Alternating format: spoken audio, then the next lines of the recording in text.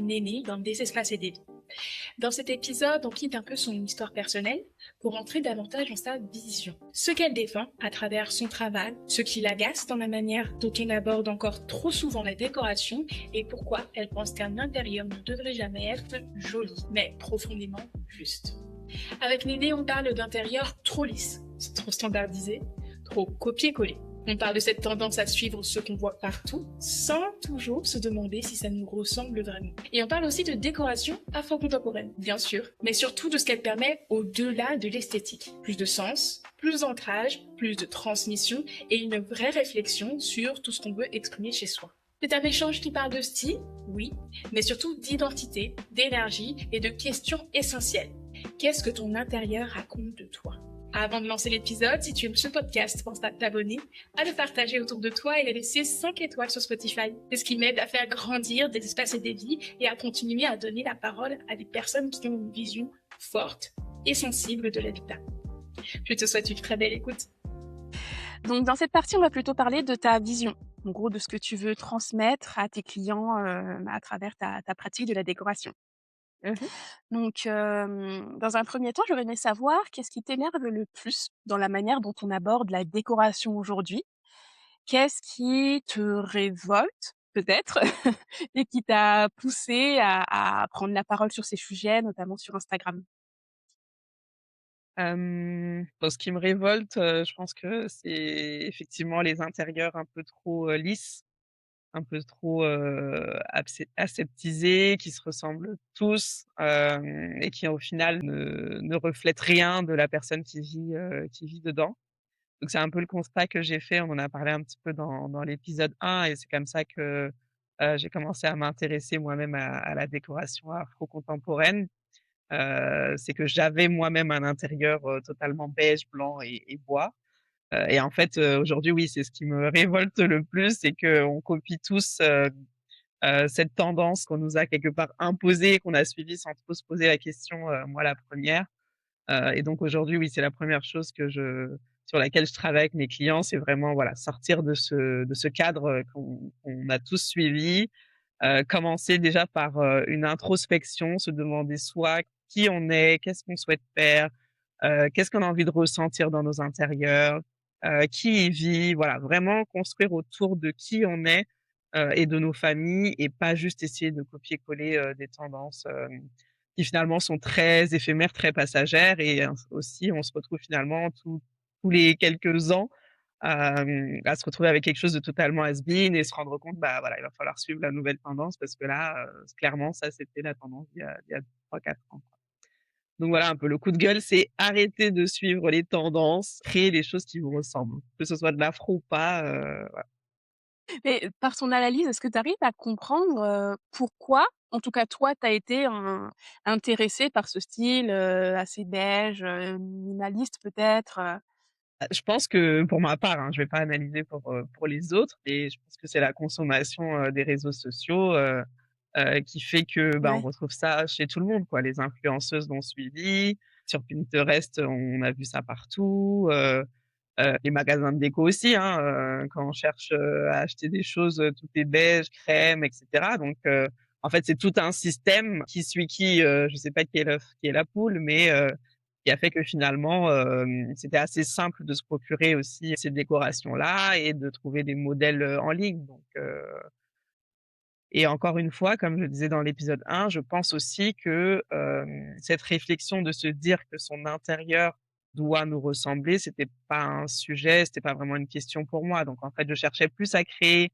quelque chose de joli, de tendance, qui me présentait bien, quelque chose, dans lequel je me sens bien et qui me ressemble.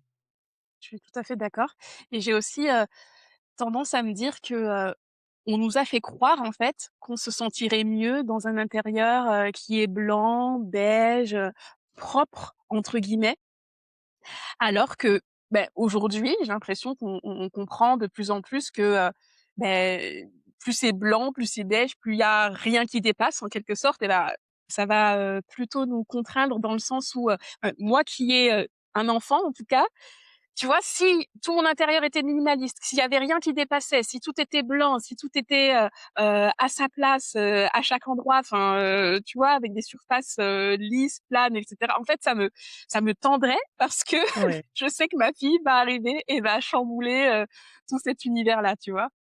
C'est ça, c'est bah, pour te dire, j'en ai 3 aussi, donc clairement, justement, c'est là où je dis: «Il faut que nos intérieurs nous ressemblent, à ton lifestyle, à qui vit dans la maison, est-ce qu'il y a des enfants en bas âge ou pas? Est-ce que tu reçois tous les week-ends ta famille ou pas?»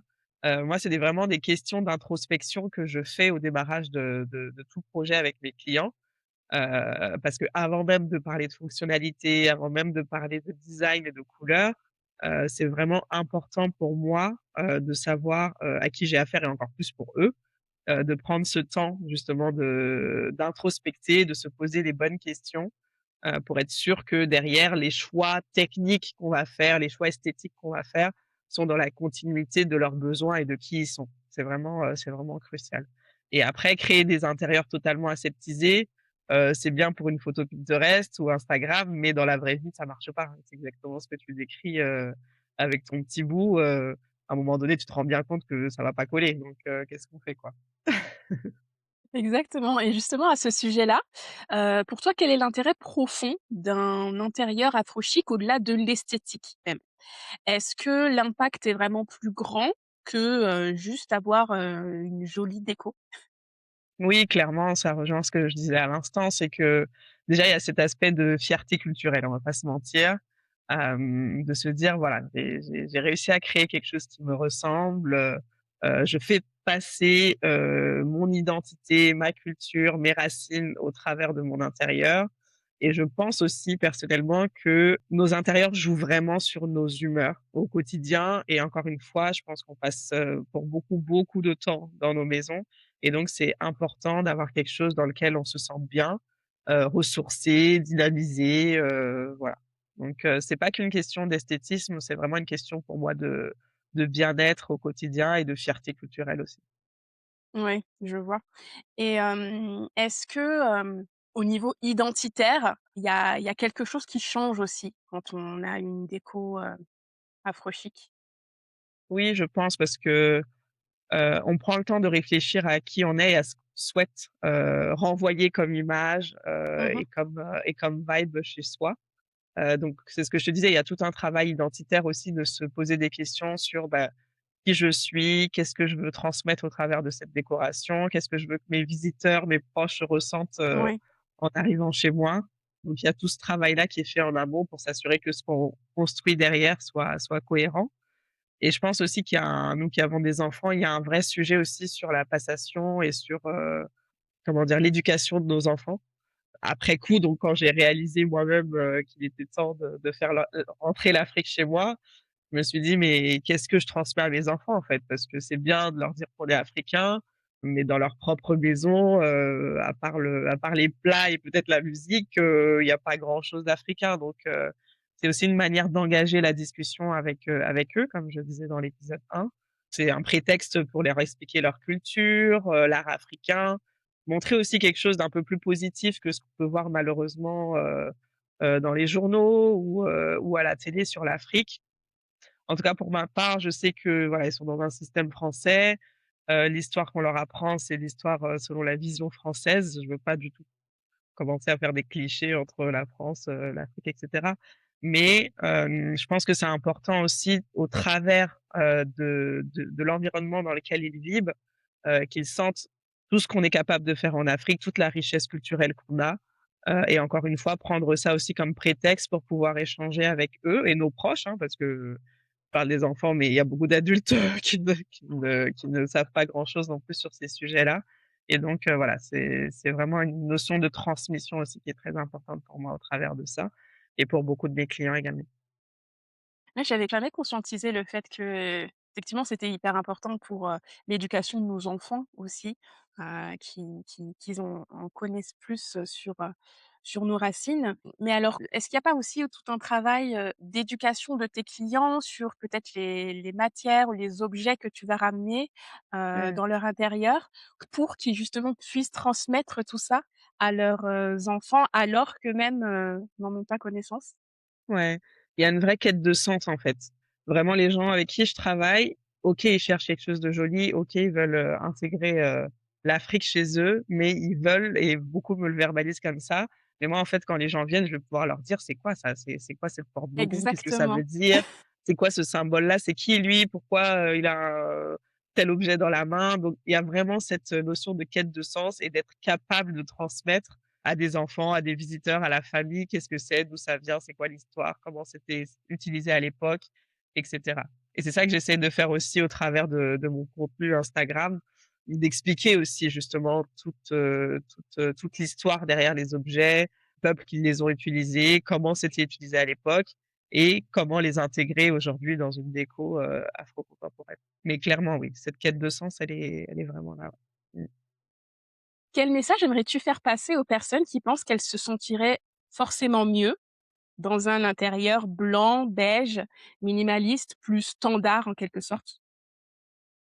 Bah, j'aime bien faire le parallèle avec, la partie, mode et vestimentaire, par exemple. Quand on s'habille, il y a cette notion de qui je suis, qu'est-ce que je veux dégager, quelle couleur me va et pourquoi et on le voit très bien. Il suffit, du bon rouge à lèvres et je vous assure que même la démarche, ce jour-là, elle est pas la même, quoi. Donc voilà, pour moi, tout ça, ça va aussi dans cette quête, identitaire de savoir, qui je suis, qu'est-ce que je vais dégager, qu'est-ce que je vais chercher et cetera. Donc on le fait pas mal dans la mode, et c'est le parallèle exactement le même pour chez nous. À partir du moment où on choisit de rester dans quelque chose de très aseptisé, très lisse, très neutre, on prend pas de risques, certes, mais on n'exprime rien, on dévoile rien, on n'écrit aucune histoire, et bon, je trouve ça très triste. Après, chacun, fait comme il le sent et adopte le style qui lui va bien, donc il y en faut pour tout le monde, j'ai pas de souci pour ça.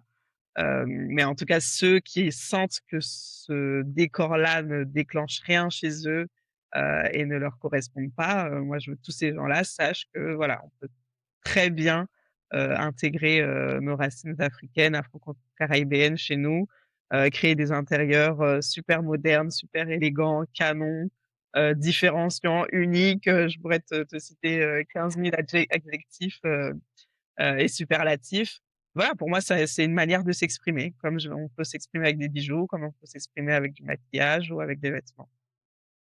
J'adore le parallèle que tu fais entre les 2 univers et c'est vrai que c'est très, très parlant parce que j'ai l'impression qu'on a tendance à se dire qu'on s'habille pour les autres parce qu'en fait, on sort avec, nos vêtements et c'est ce qu'on montre de nous.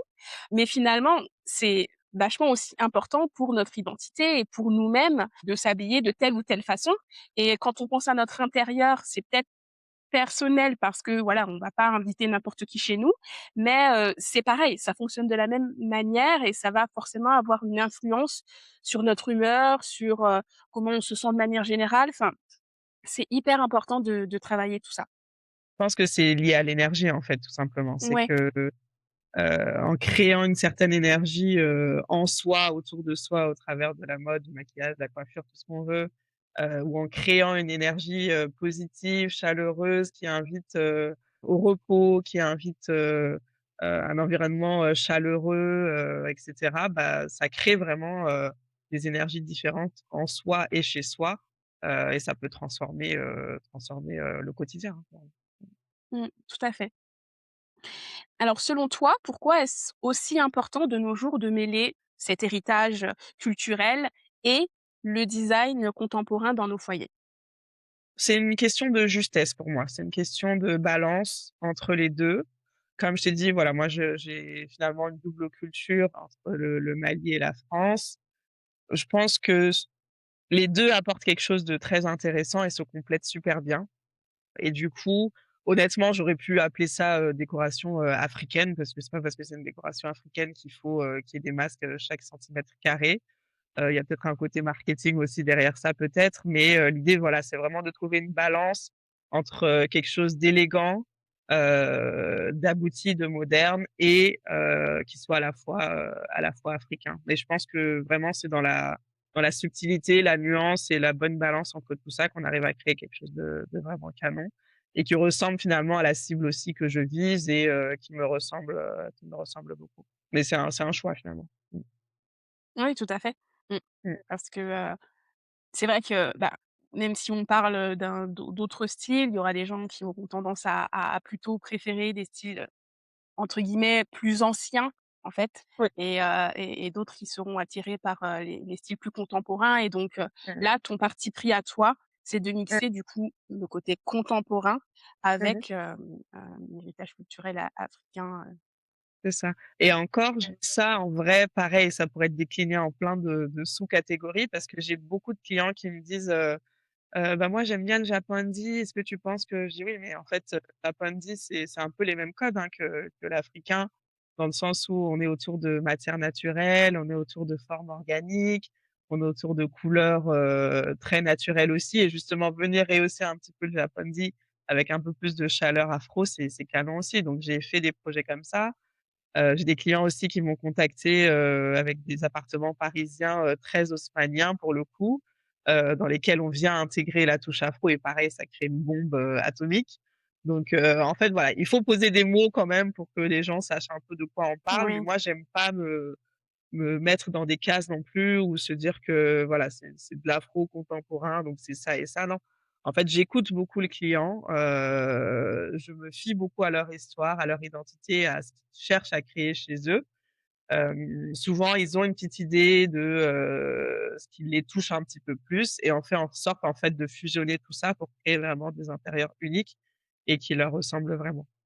Et d'ailleurs, j'ai souvent des couples aussi, mixtes qui me contactent parce que c'est pareil, si on a je dis n'importe quoi, mais un père camerounais, une maman française, bah, finalement leurs enfants, c'est vraiment le métissage, des 2.